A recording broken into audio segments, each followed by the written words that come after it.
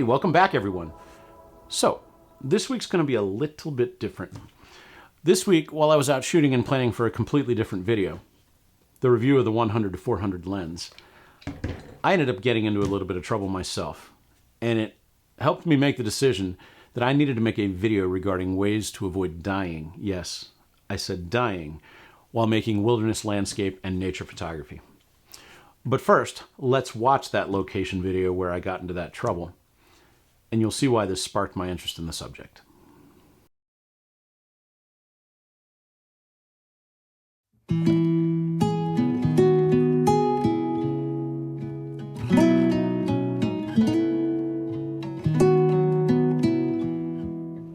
Hey, welcome back everyone.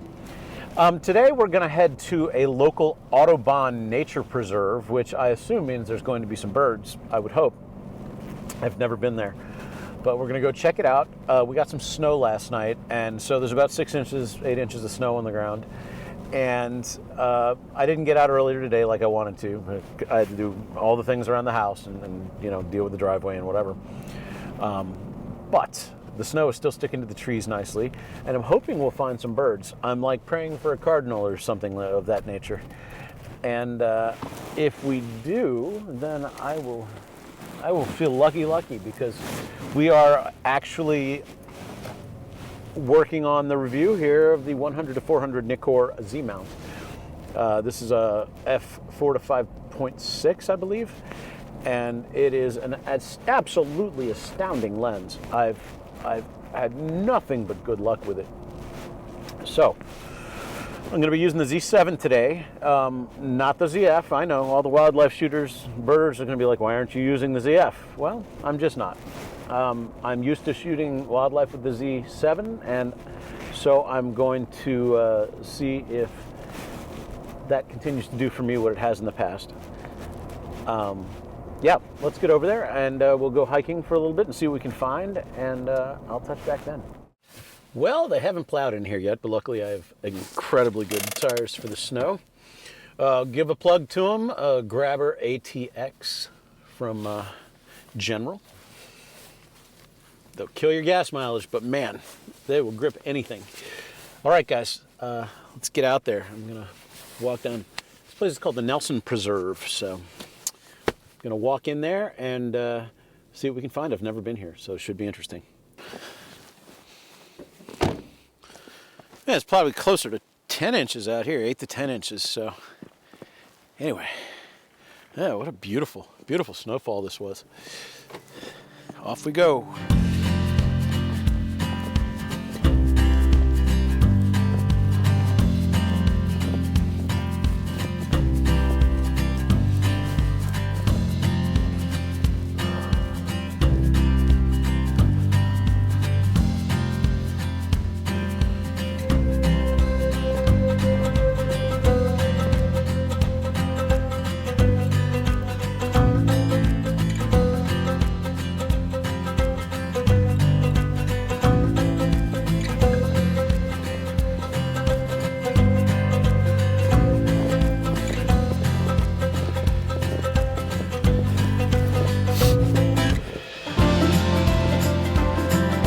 So this place is kind of cool. I'm finding though that it's really easy to sort of lose your way if you're not paying close attention.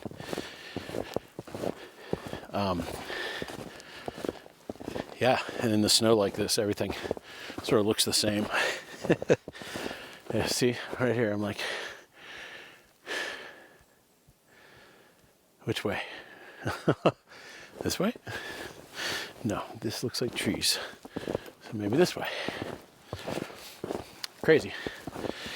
It's, like I said, super duper easy to get lost up in here. I see no more blazes. Okay. There's a blaze directly behind me though, so it must be for people coming down this hill.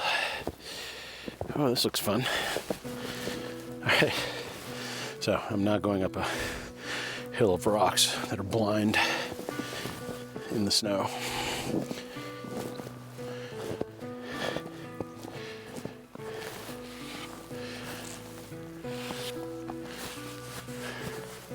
I think I'm taking the east trail.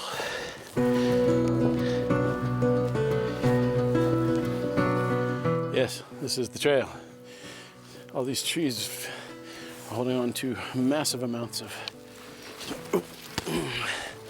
Man, I gotta be careful. Whew. Boy, that was a little hairy. My foot slid down into a hole. Oh my God. I get the feeling this trail is very rarely used.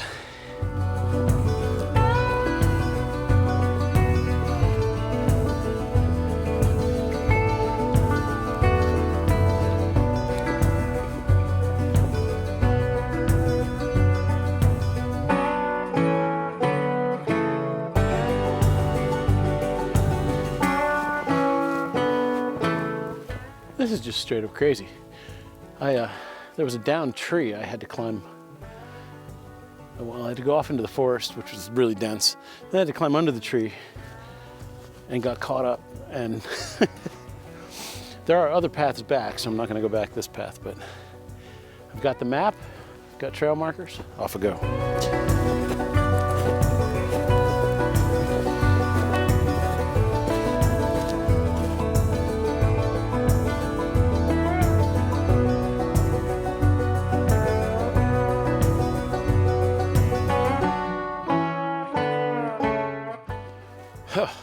Well, that was terrifying. So the map said, swamp trail, winter only. I'm like, oh, it's winter. I didn't think that it was 32 degrees, 34 degrees. And I walked about 20 feet out into the swamp and the ice gave way and I went knee deep in mud and water and had to struggle to get out. And man, my heart is pounding. I'm not going to say more than once. My life flashed before my eyes for a second. That weird feeling. Because I was like, this is how I'm going to die. I'm going to die in a swamp in the middle of nowhere. And nobody's going to find me till spring. Yeah. So I'm soaked up to my knees at the moment. I got my socks wrung out and my boots emptied out. But this might be the end of what I'm doing today. Let's see. It's 3:08. I have an hour of sunlight, or thereabouts. Almost an hour and a half now, I guess, of full sunlight left. So I'm just going to head back. It'll probably take me, give or take. If I see anything cool, I'll photograph it. But I don't think I'm going to be getting any birding done out here today or like wildlife work. Luckily, even though my feet are wet, these boots are nice and warm and I did dry out. And I'm wearing merino socks, so I'll live. But man, what a shock was that. Whew. Okay, let's get going. One of my pants legs is just so wet, I don't even want it inside my boots. Oh, Nelly. Well, while squishing my way through the woods with my wet feet. Here, hold on, let's see if I can get a better view of what I'm trying to photograph here. Well, I found these two trees, this one and this one, and they're sort of echoing each other here. So I'm going to do a vertical shot with those two at the bottom. Okay, so the way I've set it up is the two trees are coming in and doing this thing and then going straight up, and all of the trees are really very straight. So those two are like the discontinuity, and I think it's pretty cool. We'll see if it comes out in the end. Hopefully it does. Hopefully it's a nice shot.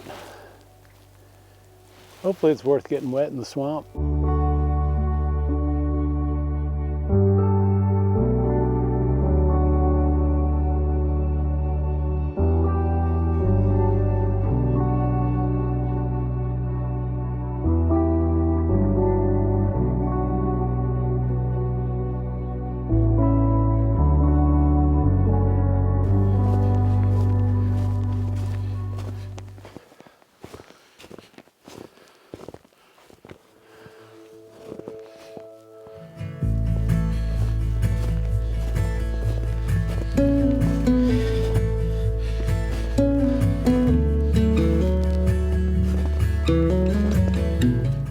unfortunately, that didn't amount to a whole lot.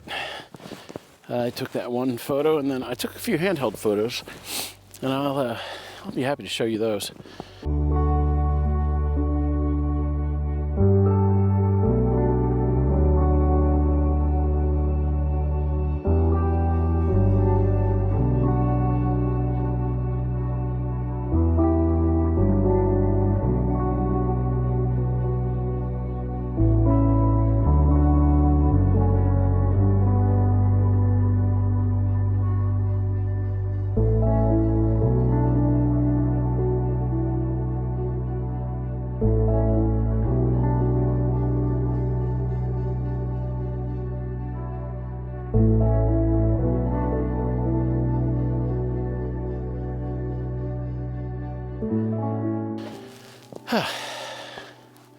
I'm soaking wet in all directions.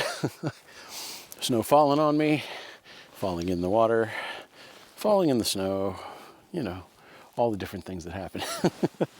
It's been one of those days, but I'm super cool with that. I love being out here in this kind of stuff. And yeah, I mean, as serious as that was, falling in the swamp, I won't make the same mistake again. And it was a dumb mistake, and I was lucky. So, you know what? It does not deter me, though. I'll be out here and many other trails like this. I mean, Maine is, even places where people live, is, especially where I'm 10 miles outside of any kind of town. And it's pretty wildernessy. That's not a word. I made that up. But I'm gonna hike back to the car. Got a bunch of trees. The reason I stopped is I have a bunch of trees in front of me that I have to crouch under, and I'm probably gonna get soaked again. So I'm gonna put this camera down so it doesn't get all completely covered in water, or snow, I should say, and which is water in a different state. And I'm gonna get out of here, and I'll talk to you guys later on. Oh, man, boy, that was a heck of a day. That's all right. We'll come back in a couple of days, or we'll do something else to include in this video. Either way, that was pretty cool. It was very cool. And I'm gonna off-road it right on out of here.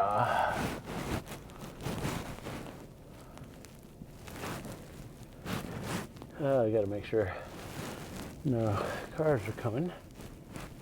All right. Oh, dude, what a day. Anyway, if this is the sorry excuse for a video I put out,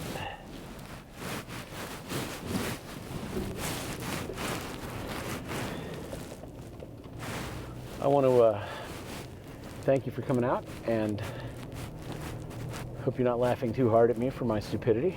And don't forget to hit the thumbs up if you enjoyed hearing stories about me almost killing myself. I'm kidding. Hit the thumbs up if I provided anything that's worthy to you, and don't forget to subscribe, because those things keep the channel alive.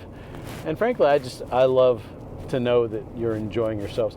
I've been so enjoying the comments lately, so please make a comment down below about my shenanigans this week, and I'd love to hear what you have to say about it.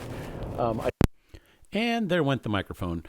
Thanks for watching. I hope you have a great weekend. Please make some comments down below, and I'll see you next week. Thanks again. Bye-bye. Crazy times, man. I really enjoyed the hike, though, believe it or not. It wasn't long, maybe 3 miles, but had I been stuck in the water or in some other way injured, I could have been in real trouble. The terrain wasn't extreme, but the snow and ice with the rocks, it wasn't exactly simple either if I'd had an injury. All of that said, I decided that I needed to assemble this video and talk to you guys about ways to remain safe so that when you're out shooting, you don't end up getting into trouble you can't get out of. True, we all get into a little bit of trouble sometimes, but the trouble we're talking about today is the kind that can potentially end your life. At a minimum, it can cause you great bodily harm. Okay, let's do a list. I love a list. The first thing on my list: if you're going to go out shooting alone, especially in the wilderness, but also in places you go to regularly, make sure you tell someone where you're going. Look, disappearing into a wilderness area without someone knowing is just foolish. Though I've done this. I've done this time and again. And so I'm thinking, who am I to judge? But if you can't manage this, refer to number 2 or number 3 on my list. Number 2, go with a group, or at least with a friend. If you have someone with you, your chances of surviving a fall or an injury are far better. They can go get help. They can help get you out. I know this is a tough one for most of us because nature photography is kind of a solitary practice. So, if this isn't an option, see tip number 3. Sorry, is it a tip or a heading? See number 3. Number 3, always make sure you have a charged cell phone and know if you have service where you're going to be hiking and photographing. If you don't have service or you're not sure of your service where you're going to be hiking and photographing, you may need to get a satellite communicator or at minimum an emergency satellite beacon. A communicator will allow you to send messages to your loved ones and friends as well as SOS and two-way message with emergency support services that will allow you to get rescue personnel in the event you need them. The way I would use one is when I go camping in the backcountry areas that are out of cell service, I'd use it all the time to let my wife know all is well and do that on intervals so that so that if I don't contact her, she'll know that something's wrong. I'd also use it for the obvious, which is if I get into trouble, I'm able to hit the SOS button and get emergency help. So those are the first 3. Now we're going to go into some things that don't have to do with that kind of technology, but just things you should think about when you're out hiking and making photographs, even in areas that are really not remote, but that you could fall and get hurt in. You should pay attention to all of the things on my list today. Other things that can contribute to not dying are as follows. Wear appropriate footwear. I've seen so many people twist an ankle and have to hobble out of a situation where they hiked way in, carrying all this heavy camera gear. That's not even funny. Wear supportive hiking boots, especially when carrying heavy camera gear and walking on uneven terrain, because making landscape photography frequently happens in that exact kind of situation. So, supportive shoes. At minimum, hiking shoes. You really should get, high top boots, because that's what will keep you from twisting your ankle, breaking your ankle. All right. Bring appropriate clothing. So in the wintertime especially, this means bring layers. Make sure you have wet weather gear. Make sure you have warm layers to put under the wet weather gear. Bring a hat, bring gloves, things like that. Okay, next. Bring a small first aid kit at a minimum. If you're hiking in dangerous terrain, a one-person emergency med kit could also be a really good thing. Or if you have 2 or 3 people, bring kits that match that, or everybody should have their own kit. An emergency med kit can help you if you cut yourself severely or if you fall and hurt yourself. There's ways to deal with like broken bones in these kits and severe cuts and such. A first aid kit can still be really, really helpful if you cut yourself or are bleeding pretty heavily. But it's not as good as a med kit, like a full emergency med kit. Regardless, have at least a first aid kit with you because things happen. It's just a smart thing to have. If you're in a place where bears may be, or dangerous animals, but bears primarily on the East Coast here, get bear spray. Get the kind that mounts to your pack strap or on your belt. This could actually also save your life. I've heard from some people, you see videos where the bear is like, yes, spray it on me, I love it. But that's really, really not normal. This stuff is great. You spray a bear with it, most of the time the bear runs. Learn how to use it. Buy 2 cans, test the first can in a safe place so you understand how it works. In addition to the bear spray, you should also wear a bear bell. Or at the very least, I like to whistle loudly or sing because it announces you're coming and bears get scared and run. And singing, loudly is fun too, so why not? There are a million other things I could talk about, but this is a really good place to start.